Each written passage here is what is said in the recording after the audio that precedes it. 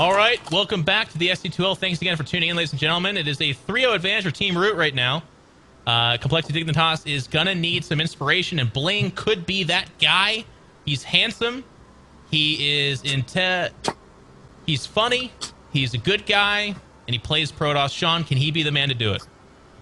I mean, I hope so, because, I mean, some people are looking at this game. They're looking at these results, and they feel terrified. I would, yeah. Some people are feeling terrified. They feel absolutely petrified at a moment like this. So, ladies and gentlemen, we got JP in the studio. JP, how you doing? JP! Good, I guess. Yelling at the mic, yeah. We're going to be doing live State of the Game tomorrow, so if you're tuning in now, you, of course, have to tune in tomorrow. It's at 8 p.m. PDT, which is 11 p.m. Eastern. We're going to drink a lot of booze and talk about StarCraft, and Sean's going to... He promised me he'd act silly, so... Yeah, and, you know, seeing all of us together, you know, drinking a little and eating StarCraft, you should get popcorn? Yes. I guess? Popcorn. I mean, it's going to be in... Bagel bites, maybe? Easy peasy. Easy peasy. Sean, who's playing here, buddy? Banana fan of Fofizi. Down in the bottom right-hand corner. One of the ace players from Team Root, heralded as one of the strongest and most underrated North American players from Team Root Gaming. It is Kane. And down the bottom left-hand corner, he's literally attractive. Yeah, he is. From Team Dignitas. He could tattoo his face on his face, and I still wouldn't be able to help but admire it. It is Dignitas' Bling. Bling is good people. One of the best British players. You'll always see him at Home Story Cup in one way or another. He actually didn't even play in this last one, but just appeared and slept on the couch anyways, so it's kind of impossible to separate him from that. Yeah. Inside this game, though, we were saying it, he needs to win. He has to. If he doesn't, it's going to be a 4-0 advantage for Team Root, and they're going to win with a clean sweep, and that's going to propel them to 2-2, but drop Complexity Dignitas to probably, as Sean said earlier, an eliminating 1-4. Like, that's where you start to say, I don't think we can take top 2 in this league.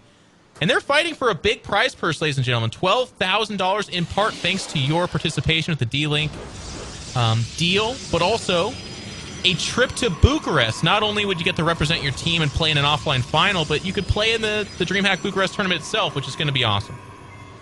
Oh, yeah. If any of you come to Bucharest, you have to give us high fives. At least a high five.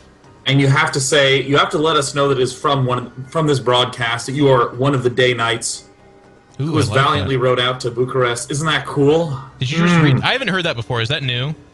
That is the official name for the viewers. But new, right? I haven't heard that before. It's fairly new. It's within the last about month and a half. Okay. Well, that makes that... Gotta be honest with you. I'm a child of the internet, so a month and a half is actually ancient history. I'm a little bit sad I haven't heard that yet, but I like it, Sean. And I'm jealous that works so freaking well. I'm gonna be honest with you. Day nights? That's sick. Oh my god, and there's like a crest with a shield. I want you to imagine the brackets on the 9, but tilted a little bit, and then it's a shield. Oh my god, that's the thing. Someone's gonna show up with that tattooed on their body. You better be prepared to handle that fandom. I will literally knight them. Literally. Well, you'd have to. Just don't use your God-given sword. Instead, you'll have to use like a stand-in or something like that. No, I wouldn't. What are you poking with my genitals? You're one of the day knights. You just lay it on their shoulder like you are now a part of my conclave. Well, I am not. Even though I'm in jail, I still like to think that I am a speaker for this community and its values. That person, I mean, the upside to that would, and no pun intended, is they'd at least have a story for the rest of their life. You know what I mean? Like, let me tell you about this guy I used to follow before he freaked me the hell out. But it'll live on forever. Enough about wieners. Look at Stargate. Yeah, Stargate. Wow. Thank you. What is that? It's a 4-minute, 45-second Stargate. That is an obscenely early Stargate. That's Mothership Core. No sentry, no defense, no nada. Throwing units back into gas, and then it's going to be another gateway. I'm surprised to not see the next structure be a forge, since obviously there's not going to be enough funds to fund 3 gateways. But, I mean, this is an absurdly fast gateway. Could be Void Ray expand, but more often than not, it's Phoenix.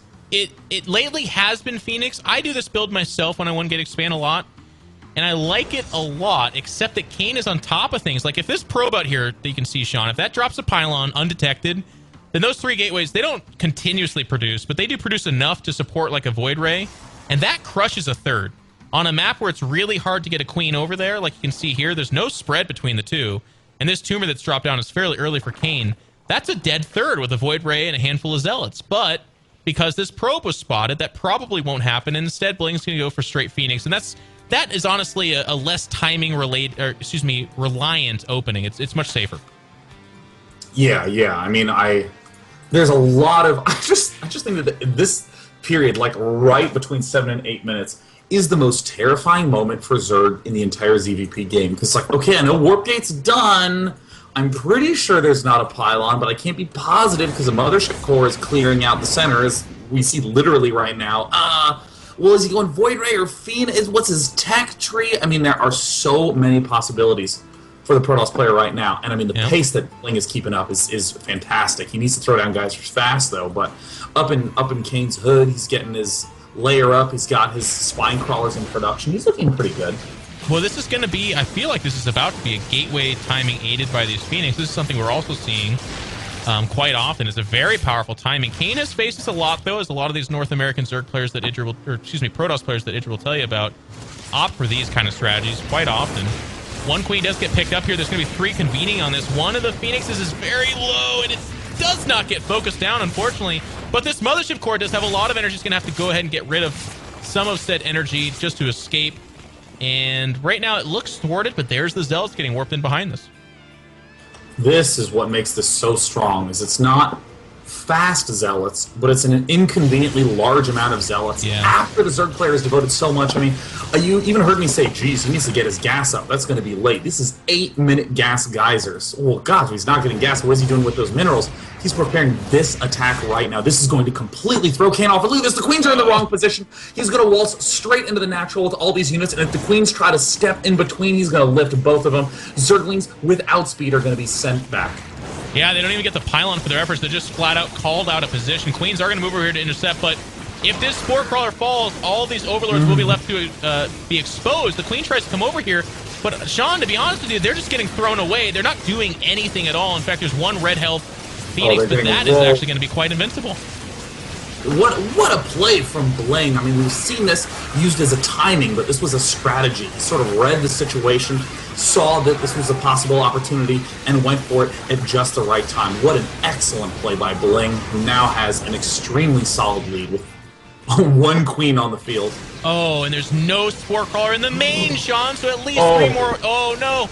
Well, okay, Bling's being merciful. No, there he's going to collapse in on that. The Spore Crawler does go down, but as you pointed out, the damage is done. The natural got cleaned up. The drones even died. A lot of Lings and Roaches were made. There's a counterattack of sorts happening for Kayn, but there's no speed to those Roaches. They're definitely not going to go kill a Protoss that's done this much damage. I mean, they're going to find out that they can, actually. Oh, gosh. And, of course, this is the curse of 1 Spore Crawler being on the map. Oh, Hydra's arrived saying, please lift us, lift us. And, of course, being a polite Britishman, why would he not? Picking off drones. There's a vulnerable Queen there, a vulnerable Hydra. I mean, there's not even enough energy to lift because he's had so many free targets. That's what I was thinking. It's going to be one of those rare situations where literally...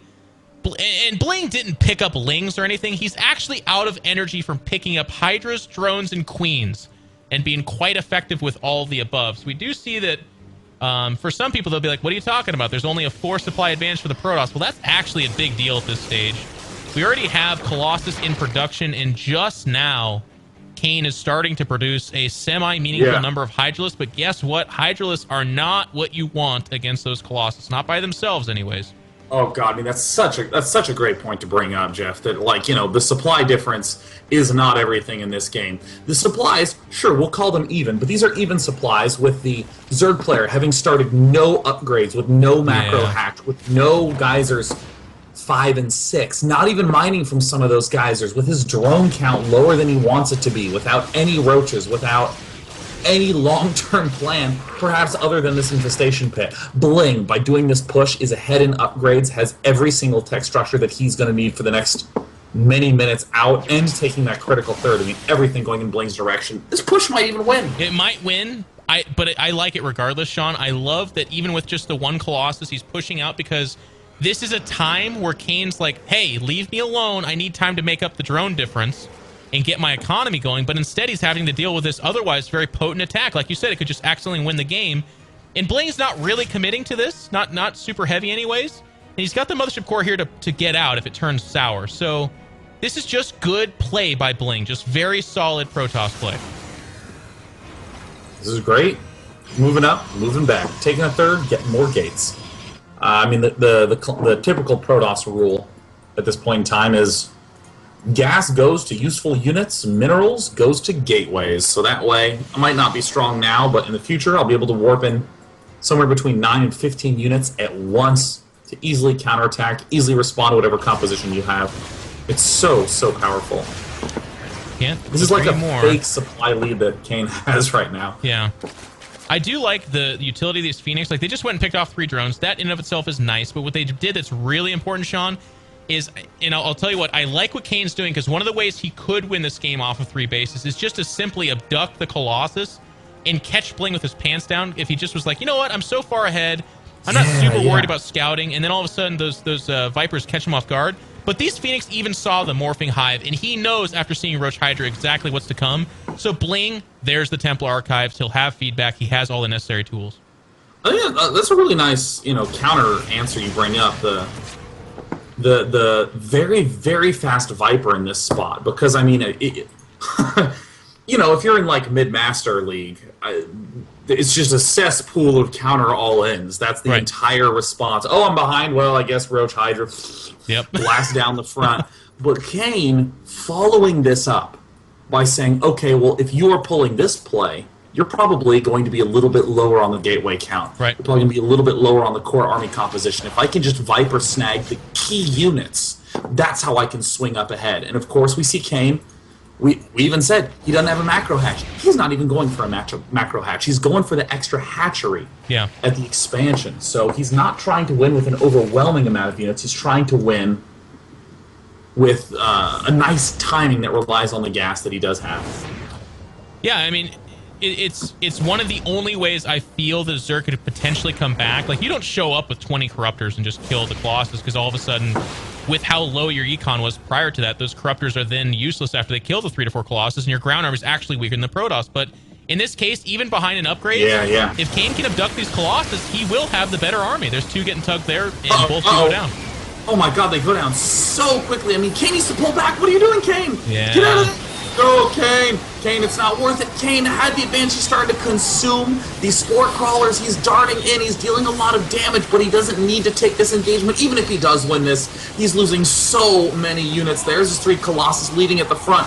Where are the abducts? Where's the blinding cloud? I mean, it's a miracle to me that Kane broke through, but that was not a good trade, Jeff. Not as good as it could have been, certainly. The Phoenix do go down in the background, and the Templar did die in that battle. Bling is pushing towards a 4th base, but I gotta be honest with you, a lot of people were probably shocked with how well that went. It was an open field engagement, meaning that the force fields did not actually close off Zerg units. This 4th base, is slotted to die. Bling is going to roll in here with the Temp.